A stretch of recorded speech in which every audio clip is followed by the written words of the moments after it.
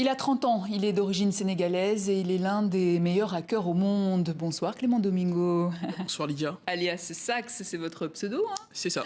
Comment devient-on l'un des meilleurs hackers au monde, Clément? Meilleur, je suis pas sûr, mais en tout cas, Vous êtes trop humble. quelqu'un de passionné en travaillant, en ayant de la rigueur et en se donnant les moyens d'y arriver. Alors vous n'êtes pas un hacker comme les autres, vous êtes un hacker éthique. Qu'est-ce que ça veut dire? Éthique, très important de vraiment rajouter ce petit terme-là pour un peu faire la différence avec parfois un peu vraiment cette image assez néfaste qu'on peut avoir vraiment lorsqu'on va évoquer le terme de hacker. Une personne qui va être là pour aider à sensibiliser, comprendre les choses et faire surtout avancer un peu, on va dire, la cybersécurité et protéger aussi bien nos démocraties que nos données sur Internet. Donc ce n'est pas pirater pour pirater, mais protéger les failles système, les entreprises. C'est etc. exactement ça. Le but, voilà, c'est pas vraiment de pirater pour pirater, Oui. pirater pour récupérer vos données, les données vraiment Oui. des téléspectateurs, d'aller les revendre sur le marché noir, mais vraiment de jouer les méchants concrètement, les méchants avant les méchants, et puis ensuite alerter ces entreprises-là qui vont détenir vos données en leur disant attention, là, il va y avoir une petite brèche.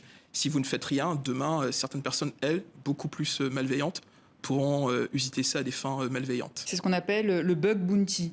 Oui, le bug bounty, un peu, enfin, si on prend un petit parallèle, une petite métaphore dans les années 1830, à l'époque un peu des saloons, des westerns, lorsque vraiment les shérifs mettaient à prix d'or la tête de certains fugitifs, lorsque le fugitif était très recherché, donc il y avait une somme qui était assez importante, assez conséquente sur sa tête, et lorsque voilà, c'était pas vraiment quelqu'un de très connu, une somme beaucoup moindre. Et donc aujourd'hui, vraiment, le bug bounty, c'est exactement la même chose, un peu pour les chasseurs de primes 2.0 qui vont un peu partir à la découverte, vraiment traquer les failles de toutes les boîtes, et entre autres des GAFAM, ou entre autres vraiment des sociétés, qu'elles soient ici en France, en Europe ou en Afrique. Vous travaillez pour une cinquantaine de sociétés pour les protéger. Alors il se trouve que 28 millions de cyberattaques ont eu lieu en Afrique entre janvier et août 2020, selon l'éditeur de logiciels de cybersécurité Kaspersky. C'est facile de hacker un État africain plus qu'un autre ailleurs dans le monde Plus ou moins en fonction un tout petit peu de vos compétences, vraiment aussi vraiment de ce que vous voulez faire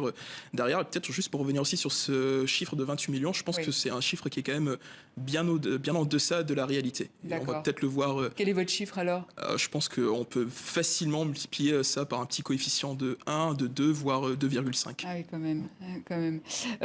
Et on le rappelle, hein, tous les pays africains ne sont pas logés à la même enseigne par rapport... Très important en effet de le rappeler, Lydia, qu'on va parler vraiment déjà de la cybersécurité en Afrique. La cybersécurité en Afrique, après il va y avoir des Afriques dans l'Afrique en elle-même. Donc en fait l'Afrique du Nord ne sera absolument pas logée à la même enseigne que l'Afrique de l'Ouest, pas du tout encore par rapport à celle vraiment de l'Afrique centrale ou encore à l'Afrique du Sud. Donc, ce qui veut dire qu'il n'y a pas de législation encore dans certains pays? Hélas, c'est une des grandes choses aujourd'hui qui est vraiment déplorée par pas mal de gens, c'est que vraiment il n'y a pas quelque chose qui va être uniformisé au niveau vraiment du cyberespace africain, si on peut parler de cette manière-là. Et demain, c'est vraiment au cours de la décennie que nous sommes en train de vivre, il faudra vraiment qu'il puisse y avoir des choses autour vraiment de cette législation-là, vraiment différentes lois, aussi bien sur le plan organisationnel, mais technique aussi, pour pouvoir encadrer tous les flux et surtout la cybersécurité en Afrique. Et si rien n'est fait, vous dites que l'Afrique va se retrouver dans un énorme chaos numérique d'ici 2 ans. Ouais, et là c'est un tout petit peu ce que je crains. J'en prends un tout petit peu pour preuve ce qui se passe actuellement en Europe avec vraiment voilà ce chiffre vraiment de cyberattaques qui grossit encore et encore. Enfin, il n'y a pas un jour on n'entend pas parler de cyberattaques, et demain le terrain un peu de jeu préféré du coup des attaquants, ce sera totalement l'Afrique, pour plusieurs raisons. Déjà du fait que l'Afrique commence à être de plus en plus numérisée. Maintenant, enfin, quand on regarde un tout petit peu l'Afrique, presque chaque personne en Afrique a vraiment un smartphone, et il y a de plus en plus aussi la numérisation qui est apportée, la consommation de tous ces services numériques, et rien forcément qui est fait en parallèle pour encadrer, pour accompagner et surtout pour éventuellement venir défendre demain la société civile. En tout cas, Dakar a inauguré son premier data center le mois dernier, donc il y a quand même des prises de conscience.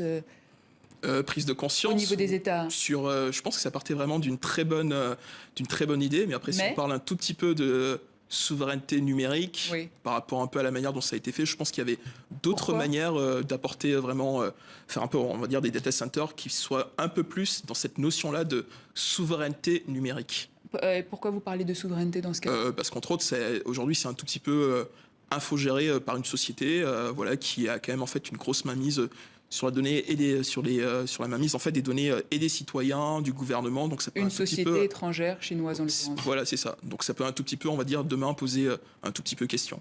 D'ailleurs, vous avez participé en juin à la première édition du Cyber Africa Forum qui s'est tenu à Abidjan. C'est bien, mais ça ne suffit pas donc. C'était déjà une superbe initiative qui a vraiment été menée de main de maître par Franquier et ses équipes, mais juste énorme. Et en fait, je pense que là, c'était vraiment un très très très bon début. Et donc là, il ne faut absolument pas que la flamme, on va dire, retombe, mais vraiment que tous les efforts qui vont être faits en ce sens-là puissent continuer pour à la fois accompagner, monter un peu des formations pour les jeunes, parce qu'il y a un vrai vivier de jeunes. En fait, il va y avoir une vraie main-d'œuvre là, en fait, dans la décennie là. Donc, comment on va faire pour monter des formations en cybersécurité, mais comment aussi on va faire pour avoir, entre autres, des centres qui pourront un peu répondre demain aux cyberattaques qui vont se dérouler sur Et sur ça, c'est l'Afrique. votre objectif. Voilà. Former. Former, accompagner.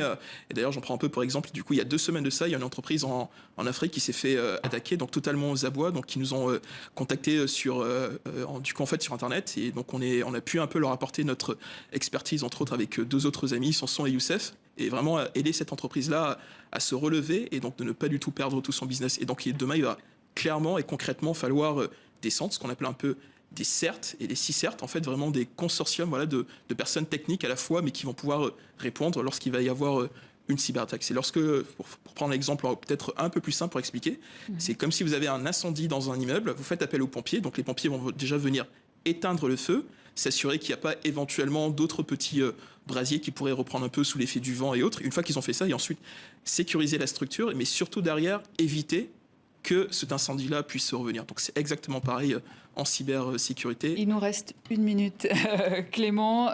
Il y avait Abidjan, mais il y aura Brazzaville également. Il y aura aussi Brazzaville. En fait, ce qui est vraiment en fait totalement fou, c'est qu'il y a de plus en plus d'initiatives, mais vraiment de belles initiatives qui se montent. Et donc normalement la prochaine, c'est à Brazzaville, le 16 et 17 septembre, pour aussi monter quelque chose en Afrique centrale par rapport à la cybersécurité. À l'heure du Covid, du télétravail, est-ce que vous diriez que les entreprises étaient parées face à la cybersécurité ? Clairement pas. Enfin, je pense que le Covid a fait totalement exploser les compteurs, tant au point en termes un peu de cyberattaque, mais aussi vraiment beaucoup d'entreprises se sont rendues compte qu'elles n'étaient pas du tout prêtes et donc ont ouvert un peu plus leur système d'information. Et donc, qui dit ouverture un peu au monde, dit quand même des angles d'attaque qui sont quand même vraiment du pain béni pour les attaquants. Donc, ce sera aussi un peu des choses à voir et à corriger. Merci Clément Domingo alias Sax. Merci, je rappelle que vous êtes hacker éthique. Éthique. Et c'est